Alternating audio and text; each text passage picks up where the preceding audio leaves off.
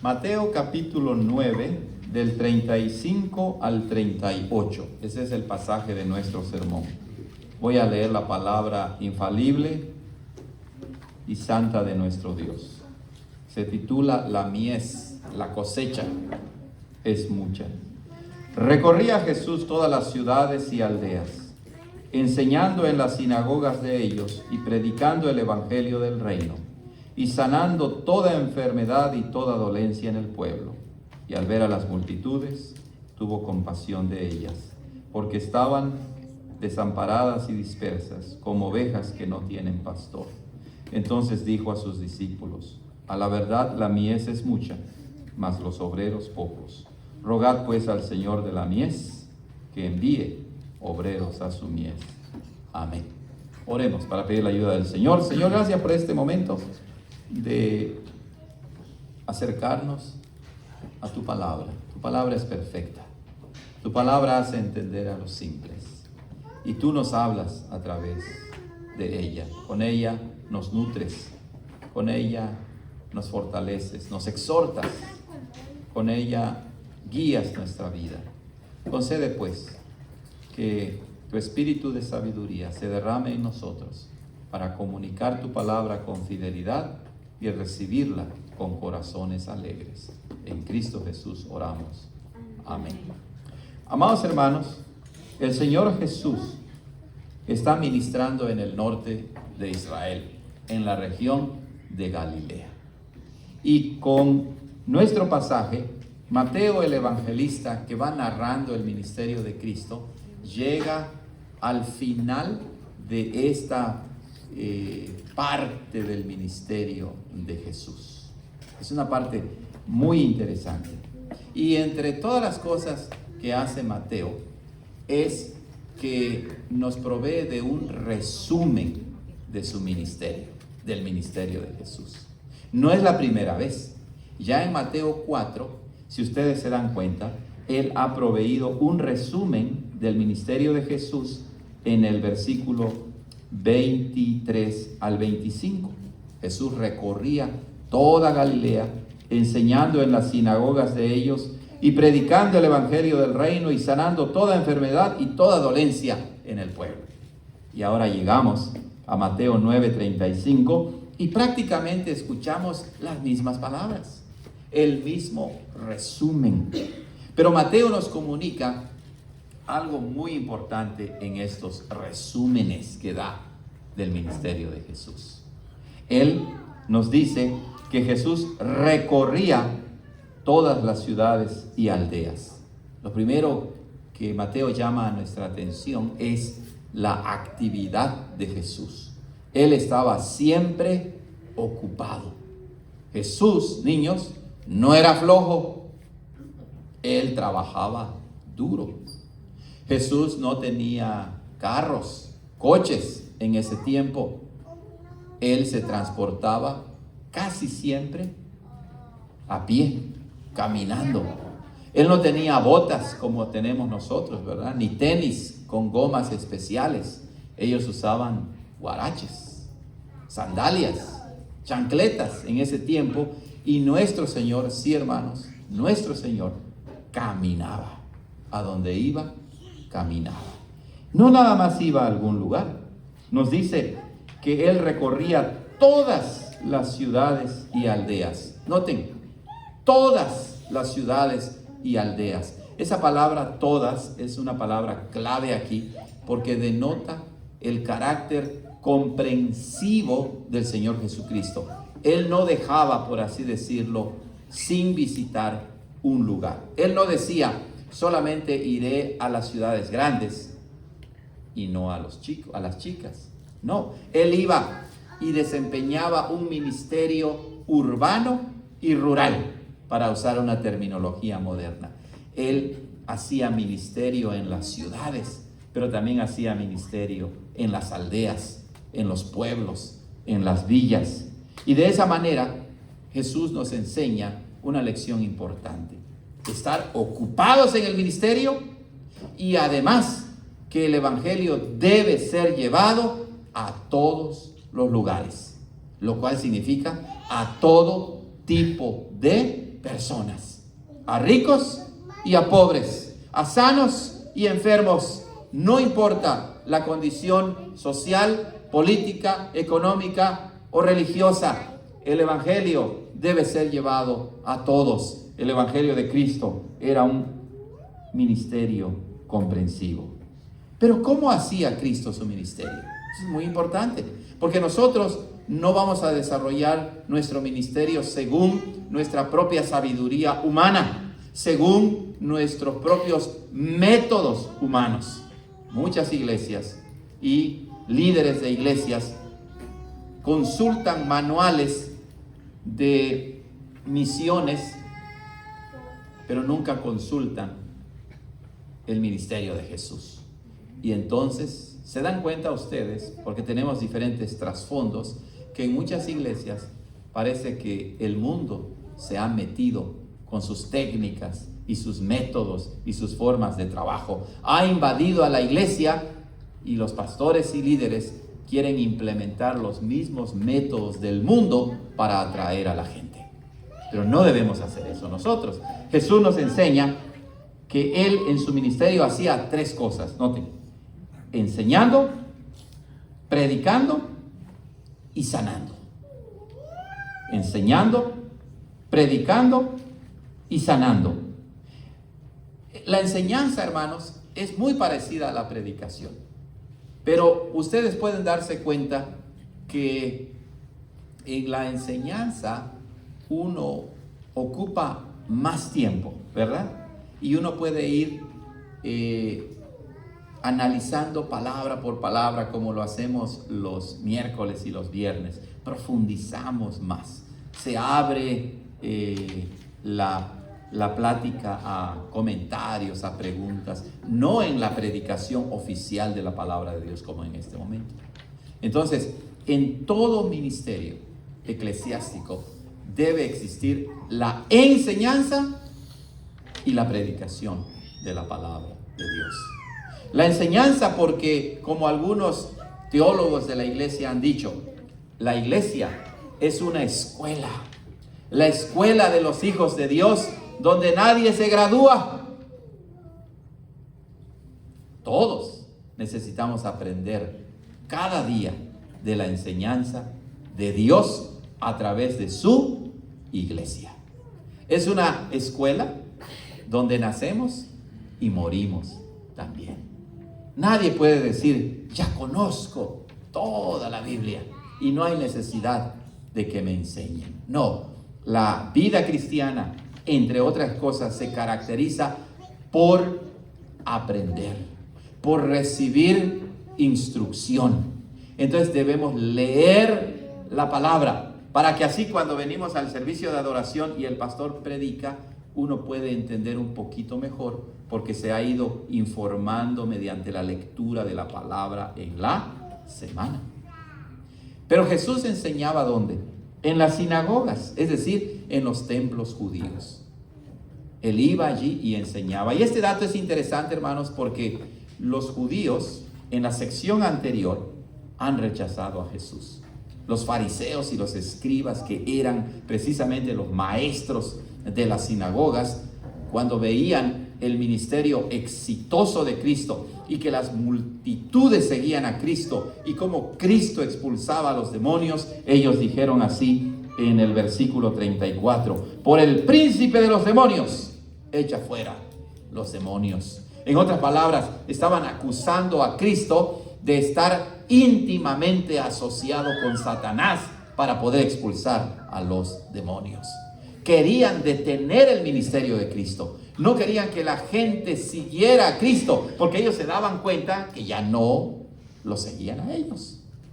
Las multitudes seguían a Cristo, pero las multitudes se daban cuenta quién era el verdadero maestro. El verdadero maestro era el Señor Jesús, y nada ni nadie pudo detener su ministerio, al grado que Él iba en las sinagogas de ellos. ¿Quién ellos? Pues de los judíos, y particularmente de los escribas y fariseos, que eran los maestros de las sinagogas. Y aquí llegaba el supremo, ¿cómo dice nuestro catecismo? El supremo profeta y maestro. Imagínense, hermanos, impresionante que llegue a tu iglesia nada más y nada menos. ¿Quién? El Señor Jesucristo para enseñarte. Y eso es lo importante, que recordemos quién es el gran maestro en la iglesia. El gran maestro es el Señor Jesucristo. No es Valentín, no es John MacArthur, no es R.C. Sproul. Nosotros solamente somos siervos de Cristo. De modo que escuchen esto: cuando la palabra de Dios, el evangelio de Cristo, es fielmente predicado y enseñado, ¿quién nos está enseñando en realidad? Cristo mismo. Esa es la maravilla de un ministerio centrado en Cristo. Él predicaba el evangelio del reino.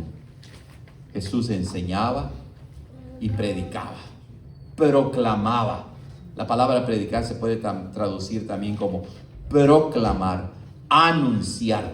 Cristo nos enseñó que el ministerio de la iglesia debe ser interno. Se debe enseñar y predicar el evangelio a la congregación, pero también debe ser externo, orientado hacia afuera, de llevar y proclamar el evangelio.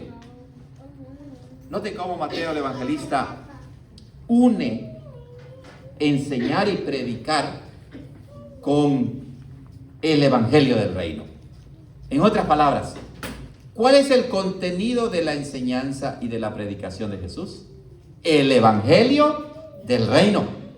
Eso significa que si en la iglesia va a existir una verdadera enseñanza y una verdadera predicación, deben tener como contenido el evangelio de Cristo. Si tú vas a una iglesia y el pastor empieza a predicar y a hablar de sus sueños y de lo que hizo en la semana, ¿eso es enseñar y predicar el evangelio del reino? No, esa es una falsa enseñanza y predicación. Así pues, la predicación y la enseñanza verdadera, de acuerdo con el ministerio de Jesús, no es porque lo predique el pastor, no es porque el pastor brinque y grite y haga bulla. No, la enseñanza y la predicación son verdaderas, son agradables a Dios cuando se comunica con fidelidad lo que contiene la palabra de Dios. Pero el ministerio de Jesús era solamente académico, por así decirlo, o doctrinal. No, el evangelio de Jesús incluía otro elemento, que era sanar toda enfermedad y toda dolencia en el pueblo. Hermanos, muchas iglesias se caracterizan por mucha enseñanza, pero nada de sanidad. Y aquí hay que entender correctamente la sanidad. Recuerden, Jesús nuestro Señor, Él tiene todo poder y autoridad en los cielos y en la tierra. Él podía sanar toda enfermedad y toda dolencia en el pueblo. Nosotros no somos Jesús. Nosotros no podemos sanar a cualquier persona. Podemos orar por los enfermos y no debemos descuidar eso. Oremos unos por otros. Pero este aspecto del ministerio de Jesús, cuando leemos el Nuevo Testamento más adelante, descubrimos que la iglesia enseñaba, predicaba, pero también instituyeron a diáconos en la iglesia, que se dedicaban a las obras de misericordia y de ayuda. De modo que la iglesia debe enseñar, debe predicar, pero también debe ser sensible para suplir las verdaderas necesidades que haya en el pueblo de Dios. ¿Recuerdan que creo que es Santiago que dice, ¿de qué sirve, verdad, que uno vea a alguien enfermo y se compadece y le dice Dios te bendiga, pero no lo ayudas en nada? ¿De qué sirve eso? De nada. Entonces la iglesia debe enseñar, debe predicar, pero también debe estar dispuesta a apoyar, a ayudar a cubrir las necesidades reales del pueblo de Dios y de la gente de afuera y los que quieran la ayuda de la iglesia. Pero recuerden, la iglesia no es beneficencia pública. La iglesia debe ayudar a los que verdaderamente tienen una necesidad. Pero sí quiero que quede claro esto, porque muchas iglesias solamente enfatizan la doctrina, la enseñanza, pero cierran sus ojos ante las necesidades de las personas. Pero Jesús dice que enseñaba y predicaba y sanaba toda enfermedad y toda dolencia en el pueblo. Esto es interesante porque nos enseña que el ministerio de Jesús es el patrón, el modelo. El evangelio sana el alma, por así decirlo. Pero también el evangelio trae alivio al cuerpo. Y como hermanos en Cristo nos ayudamos. Como hermanos en Cristo nos apoyamos. Como hermanos en Cristo otra vez debemos ser sensibles a las verdaderas necesidades del pueblo de Dios. Versículo 36. Y al ver las multitudes tuvo compasión de ellas, porque estaban desamparadas y dispersas como ovejas que no tienen pastor. Hermanos, mucha gente seguía a Jesús. Multitudes. Tal vez miles seguían a Jesús. Cientos de personas lo seguían. Y en la Biblia van a encontrar que muchos seguían a Jesús, pero no todos eran verdaderos seguidores de Jesús, ¿verdad? Muchos se llamaban discípulos, pero no todos eran verdaderamente discípulos de Jesús. La cuestión es que Jesús mira a las multitudes y tiene compasión. Mateo, lo hemos visto ya en nuestras predicaciones, hace resaltar este lado emocional de nuestro Señor. Que nuestro Señor, además de ser el supremo profeta y maestro, además de ser el príncipe de los pastores, el predicador por excelencia, Él era un Salvador compasivo. Él podía ver y se compadecía y ayudaba. Entonces, para que la iglesia desarrolle su ministerio, la iglesia necesita imitar a Cristo y necesita ser compasiva, necesita tener compasión.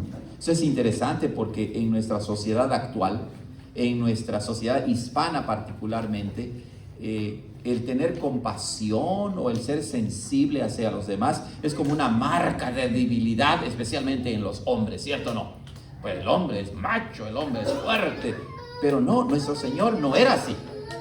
Nuestro Señor era verdadero Dios y también verdadero hombre, pero era verdaderamente compasivo. Él se compadecía de las multitudes. Si queremos entonces alcanzar a las multitudes de allá afuera, debemos imitar la compasión ¿de quién? De Cristo. Si cerramos nuestro corazón y no queremos ayudar a nadie, entonces no estamos siendo compasivos. Ahora, la compasión tiene muchos aspectos, pero Cristo aquí, a través de la narración de Mateo, enfoca la compasión de Cristo. Y noten cómo dice: y al ver las multitudes tuvo compasión de ellas, porque estaban desamparadas y dispersas como ovejas que no tienen pastor.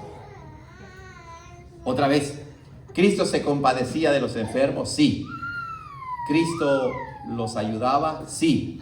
Pero aquí Cristo tiene una compasión específica. Uno puede enseñar y predicar, pero si no hay compasión, estamos perdiendo un aspecto muy importante del ministerio de Cristo y de la iglesia. Pero también, si solamente nos dedicamos a ayudar a la gente y no enseñamos y predicamos, no estamos cumpliendo con el ministerio. Actualmente hay muchos grupos evangélicos que hacen mucho énfasis en lo que se llama el evangelio social, en las obras de misericordia. Eso es bueno, pero noten que aquí hay un balance. No solo enseñanza, no solo compasión, no solo ayuda social, sino también la enseñanza. Debe haber un ministerio integral, completo. Pero aquí Jesús nos dice que Él se compadecía porque las multitudes no tenían pastor. ¿Qué quiere decir el Señor Jesús? Bueno, esta es una expresión que Él toma del Antiguo Testamento. El profeta Ezequiel nos habla de los malos pastores de Israel. ¿Y qué es lo que hace un pastor? A ver, niños, ¿qué hace un pastor? A shepherd. Pues ellos no crecieron en el rancho con los chivos y borregos, entonces no tienen idea, ¿verdad? Pero ¿qué hace un pastor? Bueno, el pastor guía a las ovejas. El pastor protege a las ovejas. El pastor las lleva donde hay agua y donde hay buen pasto. No así dice el Salmo 23, el Señor es mi pastor, nada me faltará, confortará mi alma, me guiará por sendas de justicia, por amor de su nombre. Aunque ande en valle de sombra y de muerte, no temeré mal alguno, porque tú estarás conmigo. Tu vara y tu cayado me infundirán aliento. ¿Ven la descripción del pastor allí? ¿Y quiénes eran los pastores de los judíos en el tiempo de Jesús? Los escribas y fariseos. ¿Y qué hacían ellos? ¿Cuidaban de las ovejas? No, noten cómo describe Jesús a las ovejas. Estaban desamparadas y dispersas. No las cuidaban. No les daban el alimento de la palabra, el evangelio de Dios. Les daban otras cosas. ¿Ustedes creen que actualmente el pueblo de Dios está desamparado y disperso?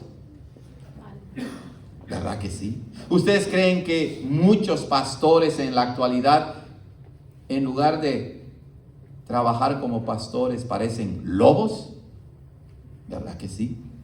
No nutren a la iglesia con el evangelio. Y los escribas y fariseos eran como lobos. Mateo, más adelante en el capítulo 23, dice: ¡ay de vosotros, escribas y fariseos hipócritas, que ponen cargas pesadas sobre los hombros de las ovejas y no quieren ayudar ni con un dedo! ¡Ay de vosotros, escribas y fariseos hipócritas, que le roban todas sus pertenencias a las viudas y como pretexto hacen largas, ¿qué?, oraciones! Las multitudes eran como ovejas que no tenían pastor. De modo que Jesús nuestro Señor nos está enseñando que lo más importante es que el pueblo de Dios tenga pastores que los guíen, que los enseñen, que les comuniquen el evangelio, que los nutran, que los fortalezcan, porque a mucha gente le gustan los milagros. Recuerden, Jesús sanó a mucha gente. Todos esos que fueron sanados se convirtieron en verdaderos discípulos de Jesús. No todos ellos. La gente se emociona con milagros, pero ¿realmente siguen a Jesús? No. Jesús quiere que sigamos a pastores fieles, líderes fieles que predican la palabra. Es más, Jesús es el buen pastor. Yo soy el buen pastor y mis ovejas oyen mi voz y me conocen y me siguen. ¿Cómo uno es buen pastor? ¿Cómo todos los pastores y líderes de las iglesias llegamos a ser buenos pastores? ¿En nosotros mismos? No.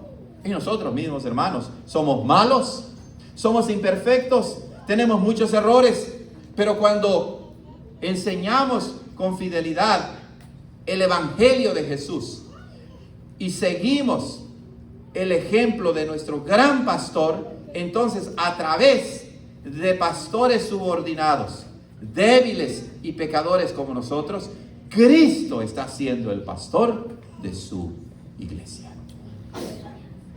No se trata del hombre ni del nombre. Gloria a Dios por los grandes pastores y predicadores que hay. El problema es cuando nuestros ojos, en lugar de dirigirlos a Cristo, los dirigimos al hombre. Entonces hay problemas. Y Jesucristo tuvo compasión. ¿Tú tienes compasión por los perdidos, Matías? ¿Tienes compasión por los perdidos? Porque noten lo que dice a continuación. Entonces dijo a sus discípulos: a la verdad la mies es mucha, mas los obreros pocos. Rogad pues al Señor de la mies que envíe obreros a su mies. La mies significa cosecha. Jesús mira y se da cuenta que es tiempo de cosecha. Pero noten cómo dice la expresión a la verdad. Jesús está enfatizando, está diciendo: no les estoy mintiendo. Es verdad, la mies, la cosecha ha llegado. Pero no solamente ha llegado el tiempo de la cosecha. Jesús dice: la mies es mucha, es abundante. Hay mucho fruto que recoger. ¿Podemos ver eso nosotros? Si no tienes compasión, no lo ves. De veras, podemos centrarnos en una vida de 4 paredes como cristianos y pensar que ya cumplimos. Pero Jesús nos enseña: no, tienes que mirar afuera también. Comparte el evangelio. Invita a las personas que vengan y escuchen el evangelio del reino.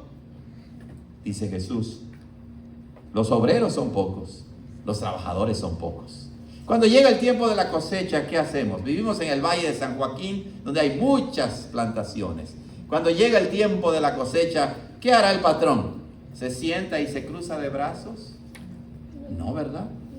Si ve que hay pocos trabajadores para el campo, dice: bueno, tengo que moverme. Buscas a los contratistas que se encargan de traer a los trabajadores, porque la necesidad es urgente. Si no cosechas, se pudre la fruta. ¿Y la iglesia? ¿Es tiempo de cosecha? ¿Qué hacemos? Pues la iglesia, saben que muchas veces nos echamos para atrás y cruzamos los brazos. Pero Jesús dice: hay pocos trabajadores. Recuerden que oramos por el seminario.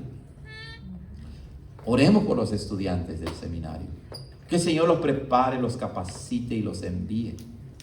Pero el trabajo de evangelización no solamente corresponde a los pastores y ancianos y líderes de la iglesia. Cada uno de nosotros podemos ser evangelizadores. ¿Cómo? Invitando a las personas. ¿Saben? Las estadísticas muestran que un gran porcentaje de las personas que están en las iglesias es porque alguien los invita. Con que alguien les diga: te invito a la iglesia, vienen a la iglesia. ¿Verdad?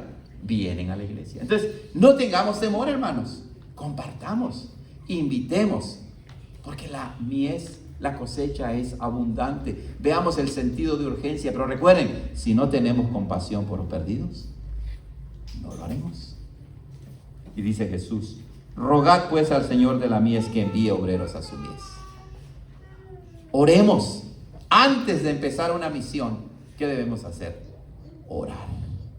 ¿Quién es el Señor de la cosecha? ¿El hombre o Dios? Dios. ¿Quién va a enviar a los obreros? ¿El hombre o Dios? Dios. No es que vemos en la iglesia a alguien, ¿verdad?, que dice: mira, pues se ve bien este hombre, ¿no? Y pues tiene buena personalidad y cae bien a todos. Nómbrenlo de una vez pastor y de una vez que se vaya a predicar. No. Lo primero que tenemos que hacer es orar.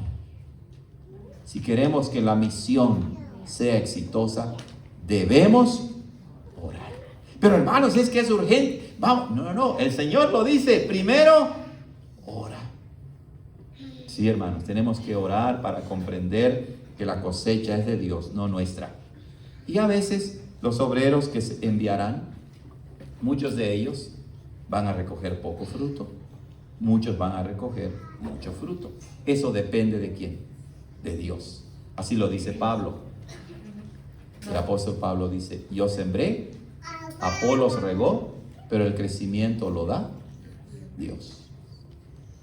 ¿Qué esperamos de los obreros? ¿Qué esperamos de cada uno de nosotros? Mucho conocimiento. ¿Esperamos gran personalidad? No, esperamos solamente fidelidad y amor al Señor y a los perdidos, para que la iglesia desempeñe su trabajo de evangelización. Amén. Vamos a orar y terminamos con la grabación. Señor, gracias por tu palabra, porque eres bueno y poderoso y sustentas a tu iglesia, aún usando a instrumentos débiles y pecaminosos como nosotros. Gloria sea a ti en Cristo Jesús. Amén.